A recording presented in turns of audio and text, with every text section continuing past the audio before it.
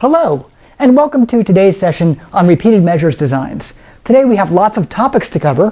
First, we'll just introduce the idea of repeated measures designs. We'll talk about why we might be motivated to use these designs, what some of the pros and cons are associated with each of those, and then we'll talk about the repeated measures bi-level statistic called the t-statistic, and we'll contrast this with what we learned previously about the t-statistic in the independent subjects design. We'll also take a very brief look at the within subjects t-test in Excel and in SPSS, but we'll save most of that for the in-class discussion that we'll have. So we'll only be on that very briefly, and then we'll go over and look at the repeated measures designs for the one-way ANOVA. Very recently we had done this for the between subjects case, now we're doing it for the within subjects case.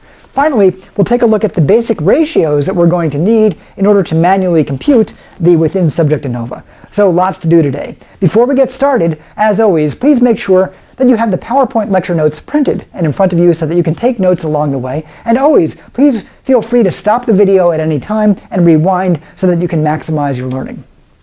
Okay, why don't we jump in and begin talking about some issues related to the repeated measures designs, and almost all of this section will be done by way of potential pop quiz questions. This time though, I think I'll give you a break and I'll provide the answers along the way.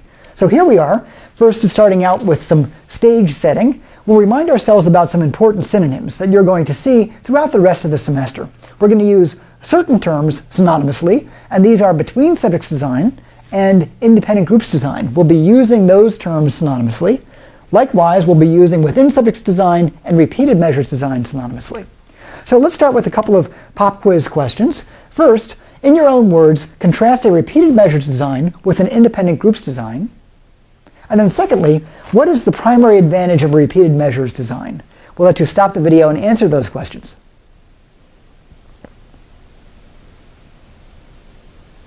Okay, welcome back. As I mentioned, I'll help you out in this particular case, and we'll take a look at this very first question. In your own words, contrast repeated measures design with an independent groups design.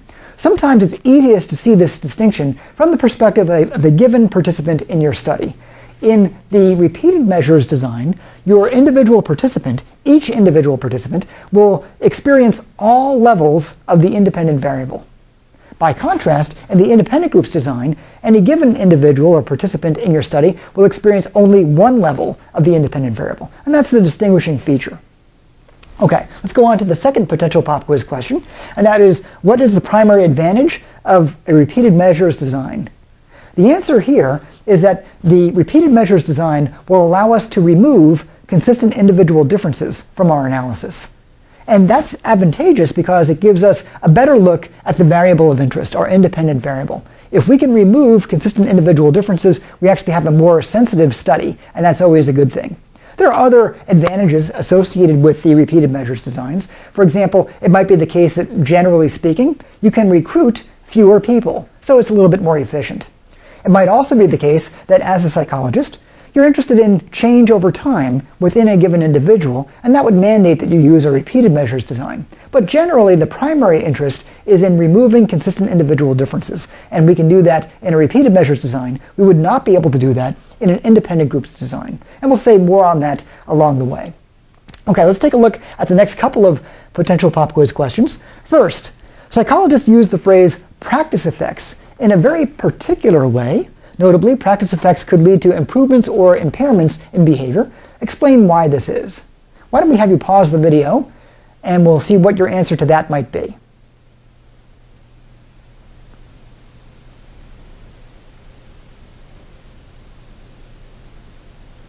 Okay, welcome back. And let's just remind ourselves what we mean by practice effects. We can think of practice effects as the change that participants undergo with repeated measures. When we're repeatedly measuring somebody on a stimulus or on a task, sometimes they will respond differently to that repeated stimulus or that repeated task, and often they're actually getting better with these repeated exposures. We can see an improvement in performance. Sometimes, though, after many, many repeated exposures, the participant might become bored or they might become fatigued, and we'll see now an impairment in performance. Frequently, psychologists will simply refer to practice effects as the changes that the participants will undergo. Those changes might be improvements, they might be impairments, but when you're doing something repeatedly, it's often the case that behavior changes for the better or for the worse, and we need to be aware of this. So this is why we make this point in this potential pop quiz question that practice effects maybe in typical usage would mean that you're getting better, and that could be an interpretation here, but it's also possible that people will get worse with repeated measures through boredom or fatigue and so forth. We can counterbalance these practice effects by using different kinds of randomization techniques that we're going to be learning about later on. Some of these will look familiar to you because we've talked about a few of them before, but we can counterbalance these if we design our studies appropriately. Let's go on to the next pop quiz question on this slide. On the topic of counterbalancing, explain the difference between complete and incomplete designs. We'll ask you to stop the video and see if you can respond to that question. Okay, welcome back. Let's see if we can begin to understand how we can contrast the incomplete design and the complete design for counterbalancing. In the incomplete design, each participant will be exposed to each level of the independent variable exactly one time. And because each person is exposed exactly one time to each of the conditions, we can counterbalance within a particular individual the various conditions that we have. By contrast, in the complete design, the individuals will receive the various levels of the independent variable many, many times. And it then becomes possible to perform our counterbalancing even within a given individual. So there's a little bit of a similarity here between the complete balancing and the within subject design and the incomplete balancing and the between subject design. They're actually distinct concepts, but we'll see if we can identify a similarity. In the complete balancing, because everybody's receiving all levels of the independent variable and they're doing so multiple times, we have the capacity to engage in counterbalancing even within a person. By contrast, in the incomplete design, you are again receiving all of the levels of the independent variable, but one time each. And so what we have to rely on is counterbalancing across different participants. For example, some people might be receiving condition A and then condition B. The other half of the participants would receive condition B first and then condition A. Across the entire ensemble, we've counterbalanced, but we haven't done so within any given individual. And we call that the incomplete design as contrasted with the complete design. Okay, let's see if we can move on to our next potential pop quiz question. And just to set the stage for this, I'll describe very briefly this stimulus, a very famous stimulus from Salkheim in 1978. Here we're looking at what we might call chimeric faces. And in the chimeric faces, what we have are, start out with an original photograph. It might be that, for example, this one is the original. And then we'll slice the photograph right down the vertical midline, and we'll take the left side and the right side, separating them for a moment, and mirror reversing each of those, such that we can now construct what appears to be a typical human face, but it actually comprises the two left sides, the other face might comprise the two right sides, and then we might also have the original face as well. And what we might ask people to do is make a series of judgments when they're exposed either to the right chimera, that's the typical looking face, but now actually comprising the two right sides, or equivalently the two left sides, or the original photo. And we can show these reps in a completely balanced design to people time and time again. We ask them to make various judgments. In our block randomization, what we might do, as is suggested by this pop quiz question, or prompted by this pop quiz question, we might have the first presentation of these three such that we get the right condition first, the left condition, and the original condition. And then we'll do those three again, but we make sure that we never give two rights before we have the left condition completed and the original condition completed. That is, each condition is presented once before any condition is presented twice. Then after that, each condition is presented twice before any condition is presented a third time, so that we're mixing and matching along the way. We can think of this as block randomization, and we might do this many, many times for a particular study.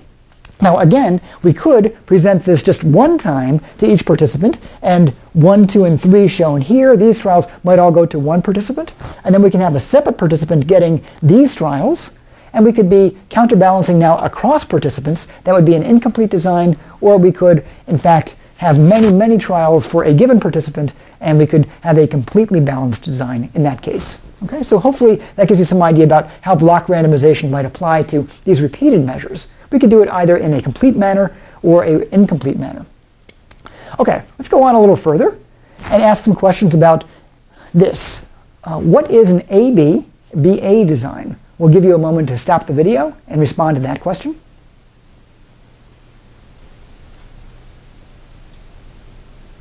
Okay, welcome back. Hopefully that's pretty straightforward. The ABBA design is a design in which we have only two conditions, condition A and condition B. A simple example that you might remember from Intro to Psych would be some of the memory tests that we often do in the classroom. We usually have the instructor read a list of words and ask the students to recall the words. And usually we start out with a condition such as rote memorization, where the students might simply be repeating the words to themselves as best they can, and they try to recall as many words as they can based on pure rote memorization. We might call that condition A.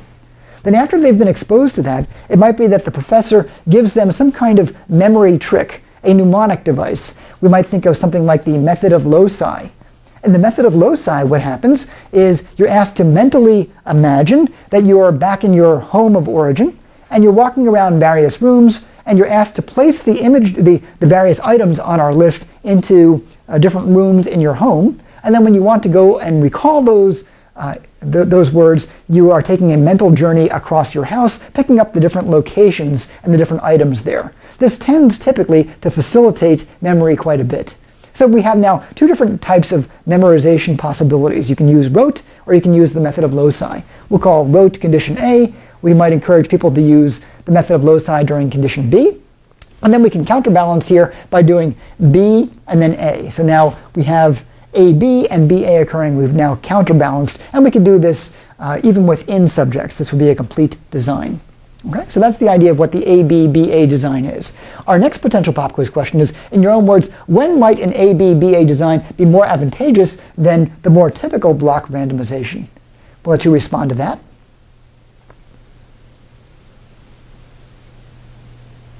Okay, welcome back.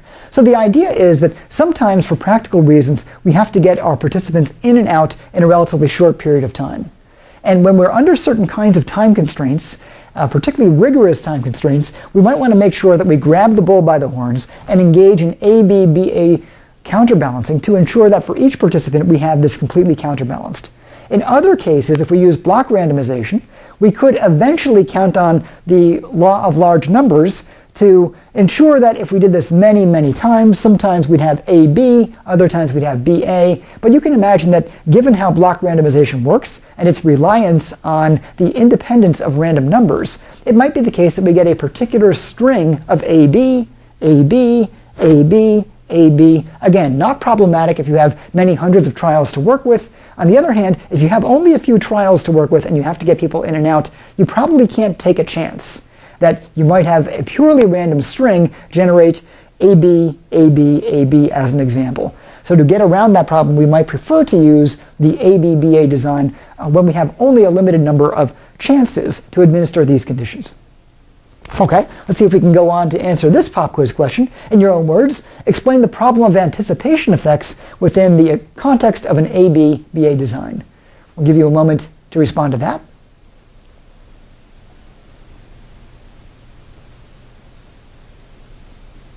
Okay, welcome back. So the idea here is that in anticipation effects, we can begin to surmise, or the participant can make a pretty good guess about what stimulus might be coming next, or what kind of condition might be coming next. And sometimes that might create a demand characteristic. The participant might behave differently because they can correctly anticipate what stimulus is coming next. And we don't want to allow that kind of demand characteristic to set in to our experiment. So what we might do then is, if we believe that anticipation effects are going to be problematic, then we might want to take a chance on randomly varying the sequence that we might have using block randomization. So there's this trade-off here. We can probably avoid anticipation effects if we have a truly random set, as we do in block randomization. On the other hand, if we do go with a truly random set of presentations inside of a block randomized sequence, we might wind up with a string, and if we only have a few chances to present that string, we might wind up with some order effects, and we need to avoid that. So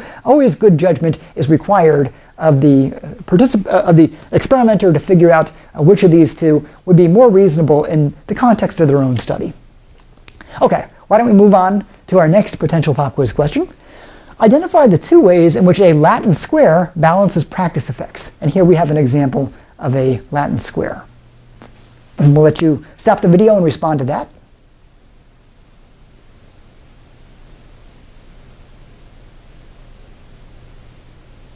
Okay, welcome back.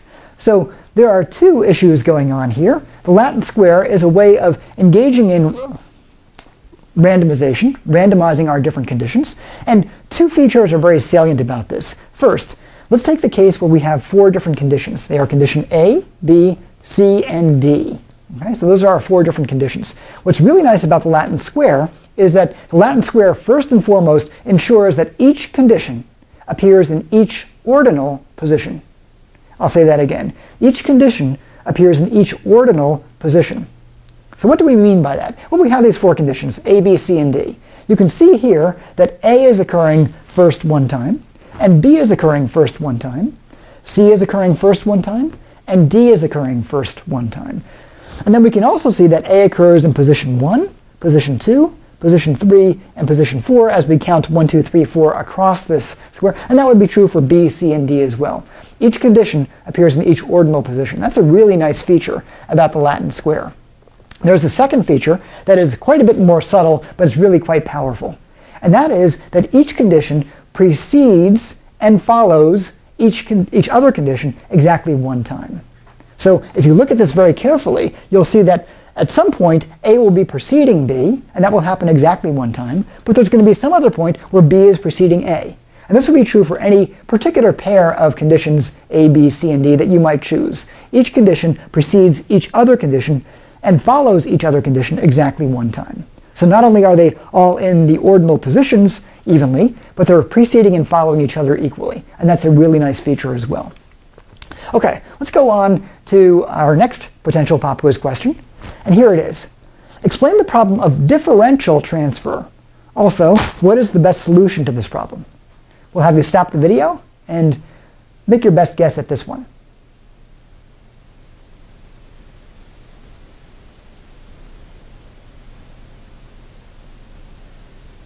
Okay, welcome back. Let's see if we can begin to address this issue of differential transfer. Maybe stated most simply, we can think of the issue of differential transfer as the issue of carryover effects. So what do we mean by carryover effects? Well, we might find out that being exposed to one particular condition actually has consequences for behavior in all the other conditions, or all subsequently presented conditions. A couple of ways to think about that. Imagine that you're measuring the effect of alcohol on some kind of cognitive task or some kind of motor task, and you're contrasting that with the effect of a placebo. Well, if you are taking these two measures about 1 hour apart for very practical reasons, it might be the case that if you do the alcohol first, you'll wind up impairing behavior, as you might expect. Okay? But it also might be the case that it takes the alcohol more than 1 hour to metabolize all the way through the body, depending on the amount of alcohol that's consumed, depending on individual differences in metabolic rates.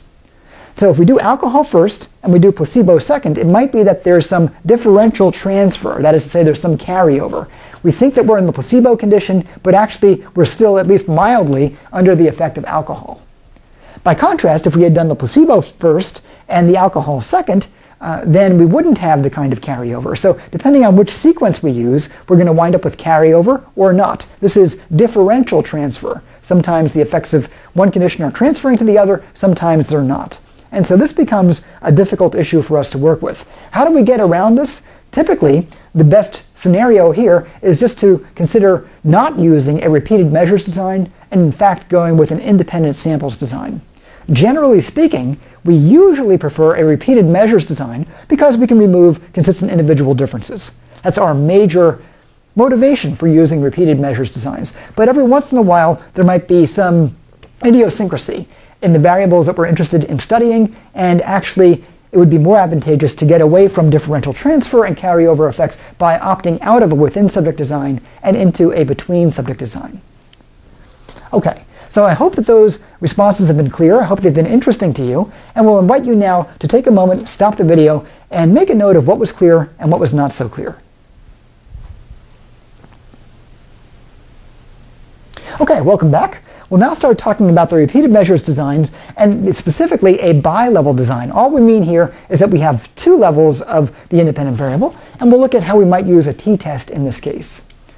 Okay, so as we've seen previously, we have formulas that we've already worked with in class that are for the independent samples t-test. There's also a formula for the between the within subjects t-test, or the repeated measures t-test, and we'll be seeing that in just a moment. It is a separate formula, though.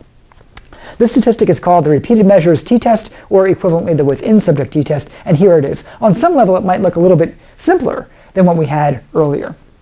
So we'll zoom in and try to understand where this t is coming from, but just to reassure you, this actually is a t-statistic that's coming from a distribution of possible t-statistics, just like the ones we had learned earlier in the independent samples case. That, again, is this nicely shaped and symmetric curve that is very much Gaussian-like. Strictly speaking, it is not a Gaussian. The tails are a little bit fatter than would be the case in a pure Gaussian, but it looks very much like a Gaussian. It's got a bell-shaped, at least approximately, to it, and it is symmetric around the midpoint.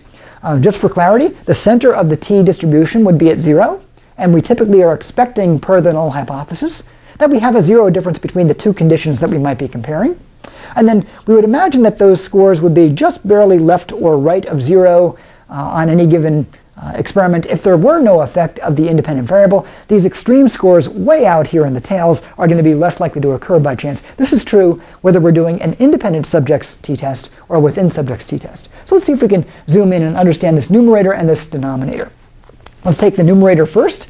The numerator term is going to be this d bar, the mean of the different scores, and we can think of that as simply summing up the differences that we have and dividing by the number of scores that we have. Okay, so different scores are obtained on each participant. We'll say condition A and condition B. Then we'll sum those up and divide by the number of scores that we have, the number of participants rather, and that will be our mean difference score. Okay, so we can think about, for example, using rote memory versus using the method of loci. We'll get those two scores from you. We'll find your difference score. We'll do that for the next participant, the next, the next, the next. At the bottom of that list, we can put a mean, standard deviation, and we're well on our way to analyzing these differences in a within subject t-test. Let's see if we can now talk about the denominator. Here we have the SD bar, and I do want to emphasize that there's a bar there but not over here. Sometimes students are unable to see this distinction between that and that. The difference is that bar. So the standard error of the different scores is really what we're looking for in our denominator. Here's the standard deviation, and as we said before, the standard error, shown here by SD bar, rather than the earlier nomenclature of SE, that's going to be equal to the standard deviation divided by the square root of n.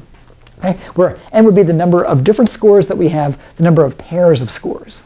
Okay, so we're looking again at a difference, and we're contextualizing that difference, just as we have in many other scenarios so far this semester. Okay, we also need to understand which particular t-distribution we're talking about. They do differ slightly from each other depending on the degrees of freedom. So here's a very simple formula for the degrees of freedom. Degrees of freedom would be equal to n minus 1, where n is the number of pairs of scores, equivalently the number of participants that we would have. Okay, so we can use our equals tdist commands and equals tinv commands, just like we had before, and we will be prompted for the degrees of freedom, and the degrees of freedom will be specified by this n minus 1 formula. Okay, there's only one assumption that underlies the repeated measures t-statistic. It is an inferential statistic, and typically we've had 3 such assumptions. Here we have only one that's going to be relevant for our purposes, and that assumption is that the population distribution of different scores would be Gaussian. It's going to be this normal shape, or at least approximately so. To the extent that we get strong departures from the Gaussian, maybe we have strong positive skews, maybe we have strong negative skews, to the extent that's true, then we might be only questionably using this t-statistic. There might be some point at which we say, you know, the t really isn't what we should use. We might go with some non-parametric test, some test that's not based on a mean. Okay. Why don't we go ahead and just remind ourselves about the pros and cons of the within subjects designs. Again, the primary motivation is to remove consistent individual differences. And we do that basically by taking the different scores between two conditions. Overall, you might be a higher performer than me, and that might be true in condition A and condition B. But if we simply take your different score and my different score, then our baseline level differences become irrelevant. So we're able to factor out the consistent individual differences. Also, it can be more advantageous to use, or more efficient to use a within subjects design, because we don't need to recruit as many participants. Additionally, we might be interested in change over time. Remember that psychology is the science of thoughts, feelings, and behaviors, and all of these change over time for a given organism, and maybe that's what we're really interested in. On the other hand, there are some disadvantages associated with this. For example, we noted the problem of carryover effects. It might be the case that we really can't administer the two conditions independently of each other because one is affecting the next. So if that's the case, then we really have to resort to using the independent subjects design. Okay, hope that's clear. What we'll do now is just remind you that we said on the beginning of this video that we're only going to take a very brief look at this within subject t-test here during our video, and we'll do most of this during class. So I'll hand out during class this handout, and we will be able to work in Excel with this, and we'll manually compute inside of Excel some t-values. We'll also go off to SPSS and we'll click in on some of the menus there and see if we can interpret these within subject t-values just as we had done in the past. But for right now, we'll go ahead and move on to section number 4, the repeated measures designs or one-way ANOVAs. Before we do that though, we will give you a chance to take a little break, to stop the video and make notes of things that have been clear so far and things that have not been so clear.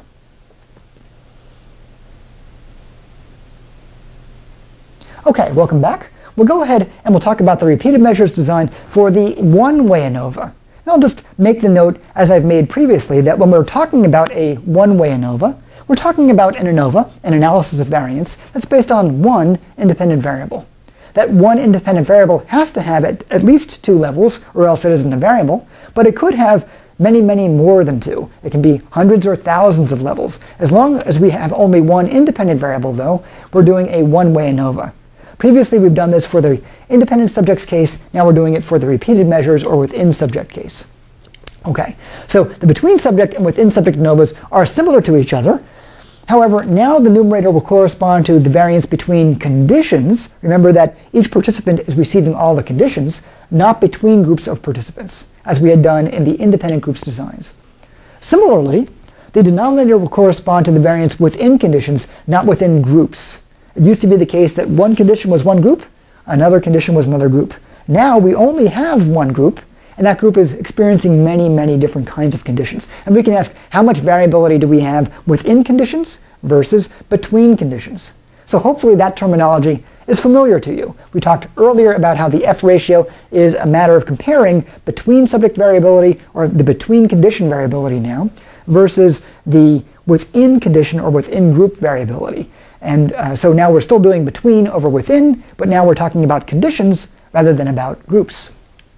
Okay, and this might look familiar to you also. Here we have the total pi that contains all the variability, perhaps is indexed by the sum of squares. And we can partition that variability just like we did in a prior video, and we'll stay with the same kind of coloring scheme that we had last time around. Here, the variance between conditions is shown in green. There's a little rhyme there, green between. And then the variance within conditions will be shown here in red. As you might remember, our F ratio will be some kind of between variance over some kind of within variance, and that F ratio here will be relatively large because the green area is quite a bit bigger than the red area. So our variances aren't equal. The F ratio will be quite a bit bigger than 1. In this case, it might be something like 4.07. Whether that's actually big enough to reject the null hypothesis would be something we have to look at very carefully by using the fdist command to get the observed alpha level. And if that's below 0.05, we would reject the null hypothesis. Equivalently, we could use the finv command to get the critical value of f, and if our observed value exceeds that critical value, we would also have reason to reject the null hypothesis. Okay, so for any ANOVA, the denominator is called the error term, and good experimentalists like you are always trying to reduce the error. Particularly, we'd like to be able to reduce whatever source of error or variation that's not directly relevant to the scientific question at hand.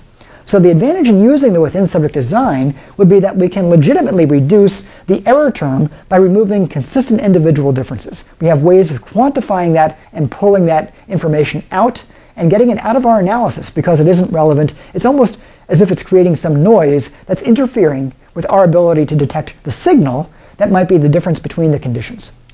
Okay, so there's another way of saying that, and that is a little less formally. We can imagine that Homer and Bart are almost in a competition with each other. They really want to do well on our memory tests. We don't really care whether Homer is better or worse than Bart. That's not of interest to us scientifically. What you and I might want to know in our memory test is, for example, whether rote is more effective or less effective than some other kind of condition, maybe the method of loci.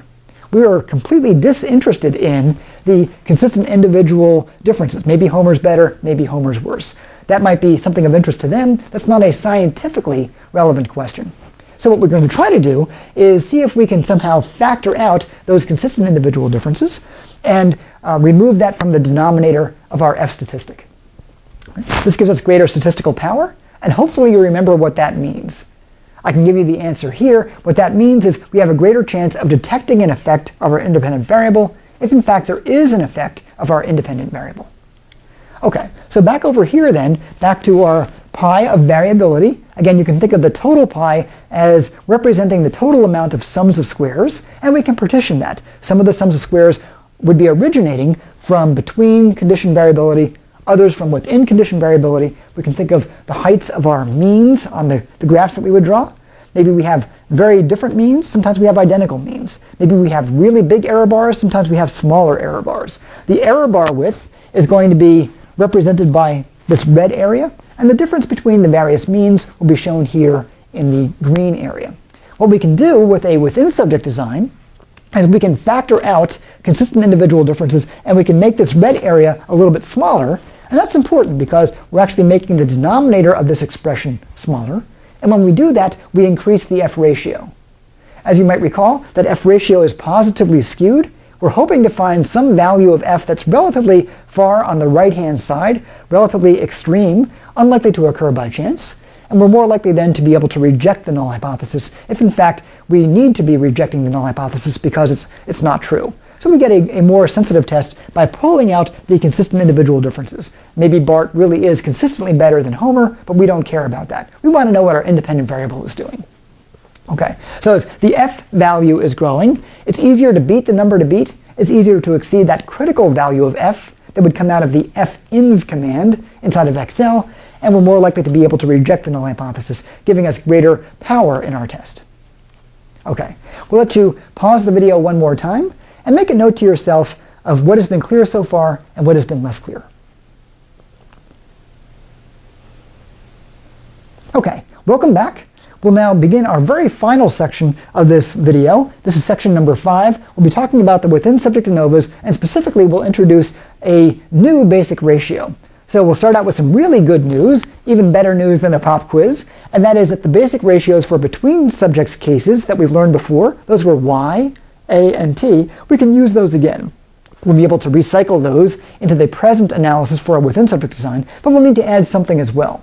What we'll need to know is this brand new basic ratio, and that basic ratio is basically being implemented here as an answer to this question. What is the major advantage of the within subjects design?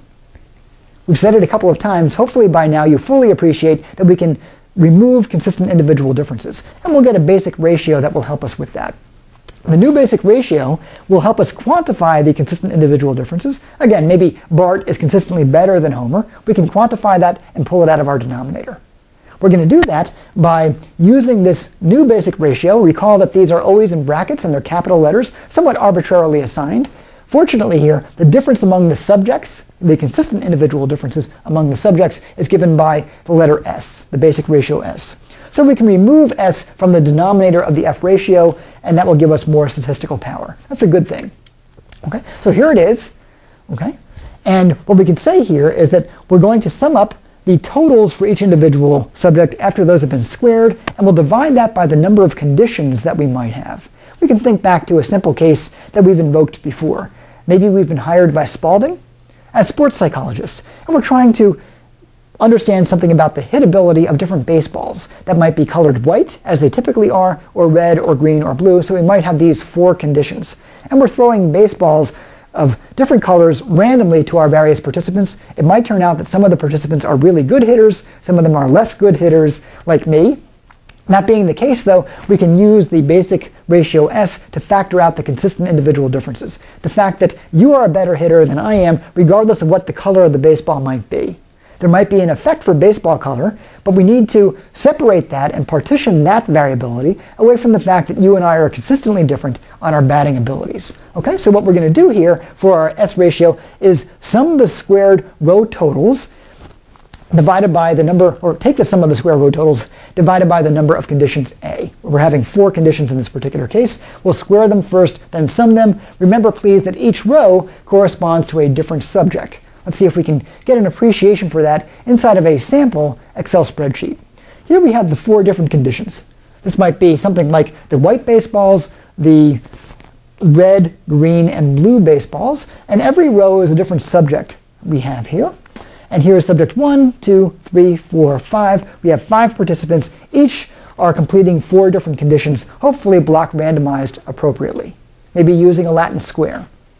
What we can do, though, is for any given individual, we can sum up their number of hits or some other indicator of their hitting ability, and we can get sum total for each of these individuals, and we might see that some of these folks are, across all conditions, batting more effectively than others are. Here's a 62.8. Here's a 61.5. We have some variability here. Okay? So what we want to do then is basically copy all of this inside of Excel, create a structure that looks just like it, but now we're going to have the squared version of each of these numbers.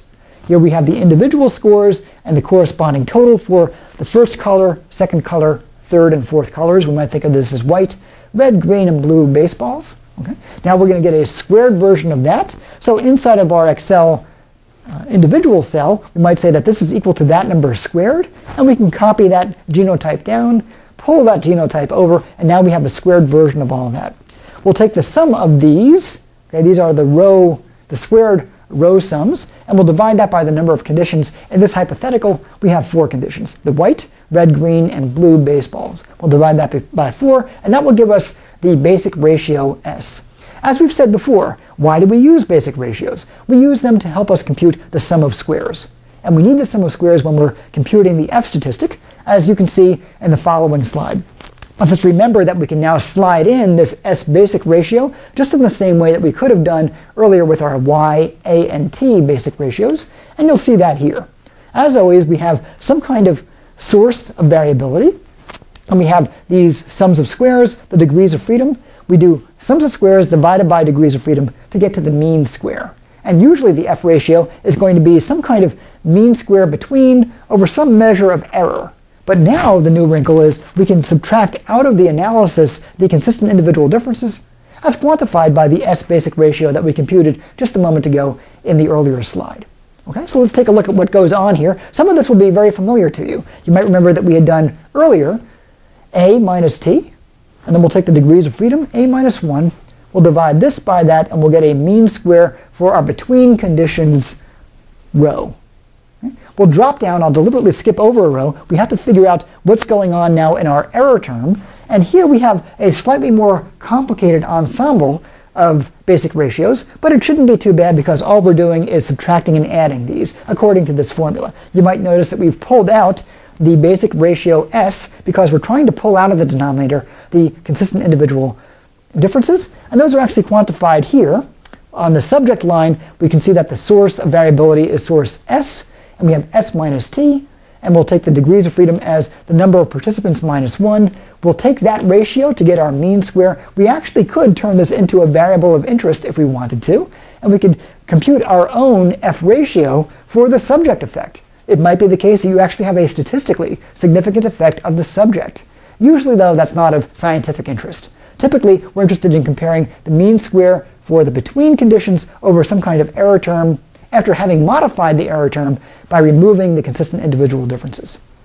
Okay, so that was a lot, and it's built on some of the work that we've done earlier. As always, I hope that you'll focus on your own metacognition. Remember, the cognition is thinking. Metacognition is thinking about thinking. It's important that you develop the skill of thinking about what it is that you really do understand and thinking about what it is that you really don't understand. Make a note of both of those, and we can talk about that in class. See you in class.